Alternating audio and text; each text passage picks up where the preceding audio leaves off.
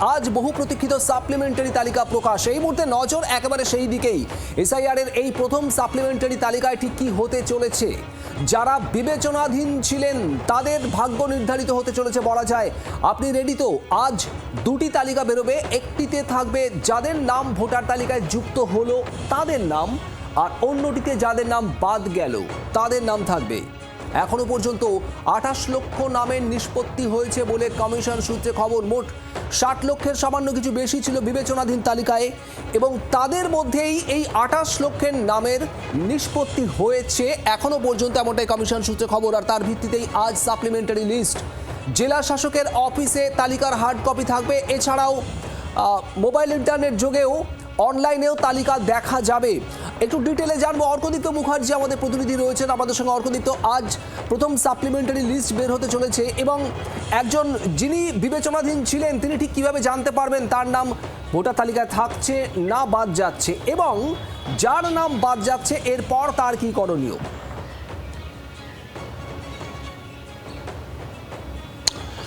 দেখো, আজকে বিকেলবেলার দিকে প্রথম দফার সাপ্লিমেন্টারি লিস্ট বেরোতে চলেছে। 28শে ফেব্রুয়ারি যখন চূড়ান্ত ভোটার তালিকা কমিশনের তরফ থেকে প্রকাশ করা হয়, তবে থেকে কিন্তু প্রতীক্ষা ছিল কবে এই যারা অ্যাডজুডিকেশনে রয়েছেন তাদের লিস্ট কবে বেরোবে।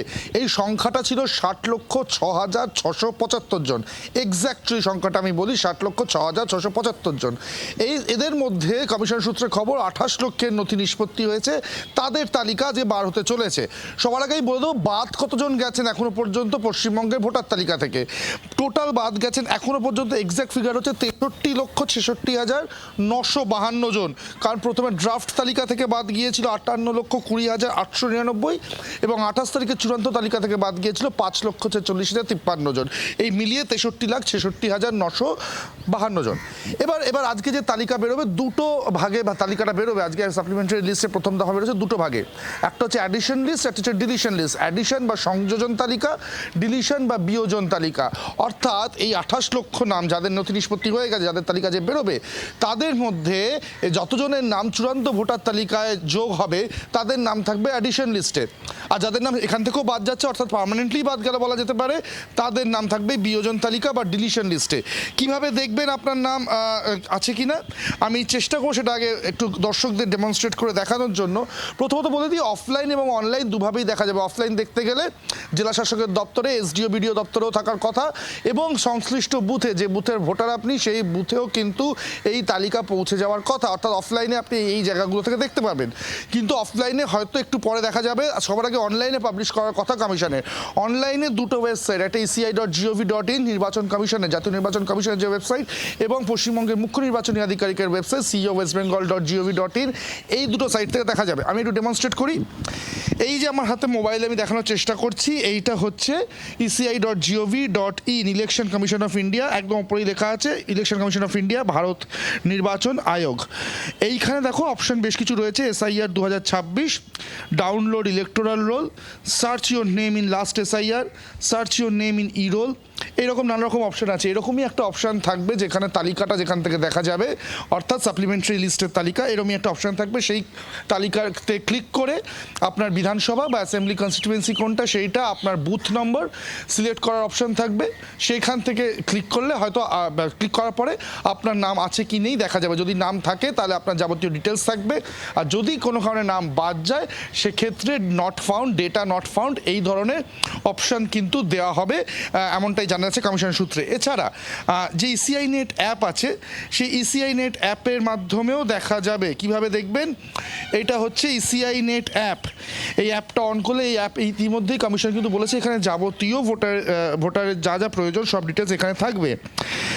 তো এইরকম বিভিন্ন অপশান আছে। এখানে দেখা যাচ্ছে search your name in last SIR, track application, voter complaint, download e voter card, আপনাদের এপিক নাম্বার সফট কপি চাই, এখান থেকে আপনি ডাউনলোড করতে পারেন। Search your name in voter list, এই অপশানটা থেকেও আপনারা দেখতে পারেন। এইখানে ক্লিক করলেই এই এপিক নাম্বার দেওয়ার একটা জায়গা আসছে। এখানে যদি এপিক নাম্বার দেন, দিয়ে এই সার্চ অপশান ক্লিক করেন, ইন দ্যাট কেস আপনার এন্টায়ার ডিটেলস খুলে যাচ্ছে। আপনি কোথাকার ভোটার, কোন বুথের ভোটার, আপনার কনস্টিটুয়েন্সি কি, পার্ট নাম্বার কি, সমস্ত ডিটেলস দিয়ে দেওয়া হচ্ছে। এখান থেকেও কিন্তু ইসিআই নেট অ্যাপ থেকেও দেখা যেতে পারে। অর্থাৎ মূলত দুটো আবার বলছি, দুটো তালিকা, অ্যাডিশন লিস্ট এবং ডিলিশন লিস্ট থাকবে। এবার যে প্রশ্ন তুমি লাস্টে করলে, যাদের নাম বাদ যাবে তারা কি করবেন, দেখো যেটা কোর্টের মাধ্যমে জানানো হয়েছিল যে যাদের নাম বাদ যাবে তারা ফার্দার যদি অ্যাপিল করতে চান করতে পারেন, তাদের জন্য গঠন হচ্ছে বিশেষ ট্রাইব্যুনাল।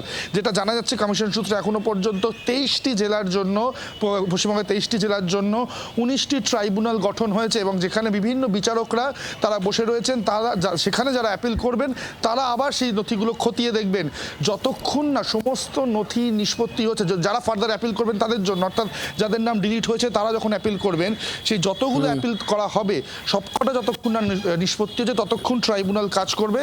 যখন এই অ্যাপিলের কাজ শেষ, অ্যাপিল যেগুলো হয়েছে তার খতিয়ে দেখা শেষ হয়ে যাবে, তখন ট্রাইব্যুনালের কাজ শেষ হবে। এখন দেখার যারা বাদ যাবেন সেখান থেকে কতজন অ্যাপিল করেন এবং সেই অ্যাপিলের নিষ্পত্তি কতদিনে করতে পারে ট্রাইব্যুনাল।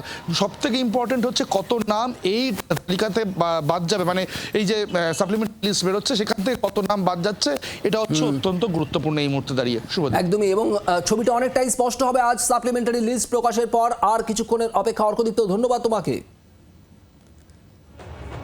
রাজ্যের মন্ত্রী মেয়র ফিরহাদ হাকিম তিনি কি বলেছেন এই নিয়েই শোনাবো। বন্দর এলাকা, সেখানে তো অনেক নাম আপনাদের ভাষায় যিনি ভ্যানিশ কুমার তিনি ভ্যানিশ করে দিয়েছেন, তার প্রভাব পড়বে।